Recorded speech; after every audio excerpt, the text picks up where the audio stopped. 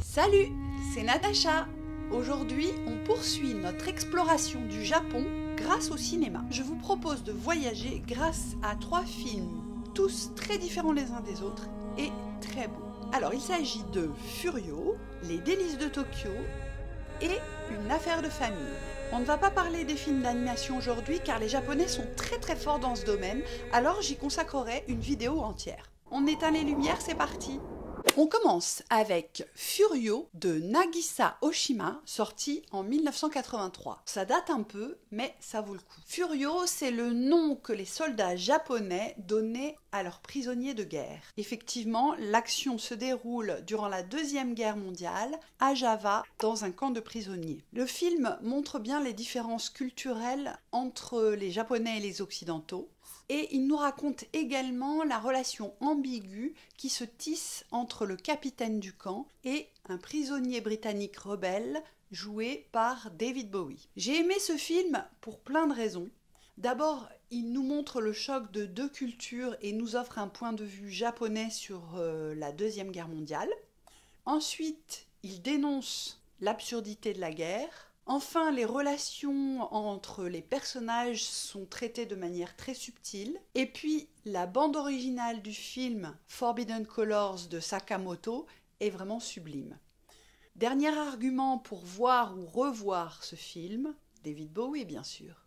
On continue avec Les délices de Tokyo de Naomi Kawase, sorti en 2015. C'est l'adaptation du roman éponyme de l'écrivain Durian Sukegawa. À Tokyo, Sentaro, un homme d'une 40aine d'années, tient seul une échoppe de pâtisserie traditionnelle, surtout fréquentée par des collégiennes. Parmi elles, il y a Wakana, qui envisage d'arrêter l'école pour travailler dans la boutique. Un jour, une vieille dame prénommée Toku se présente pour répondre à l'offre d'emploi de Sentaro.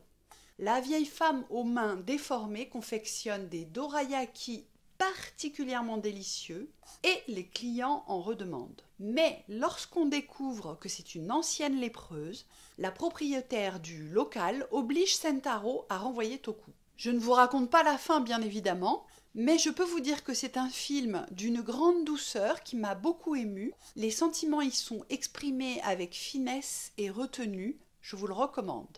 Le dernier film dont je vais vous parler aujourd'hui, c'est Une affaire de famille de Hirokazu Koreeda, sorti en 2018. J'adore ce réalisateur, ses films sont pleins de douceur, de délicatesse, de compassion, vraiment, je vous le recommande. On est toujours à Tokyo, dans une famille recomposée qui vit pauvrement, mais dans laquelle on sent qu'il y a de l'amour. C'est vraiment une famille faite de bric et de broc qui vit un peu à la marge de la société. Un jour, le père et le fils découvrent Yuri, une enfant maltraitée. Ils lui donnent à manger, ils l'hébergent pour une nuit, et de fil en aiguille, ils décident de l'adopter. On sent que la famille est vraiment heureuse, mais un incident va tout faire voler en éclats. C'est surprenant, c'est émouvant, c'est drôle, c'est délicat, c'est intelligent, bref, c'est magnifique. N'hésitez pas à liker, à commenter et à partager cette vidéo avec vos amis. Plein d'autres vidéos vont suivre, alors abonnez-vous, c'est gratuit et ça m'encourage à continuer.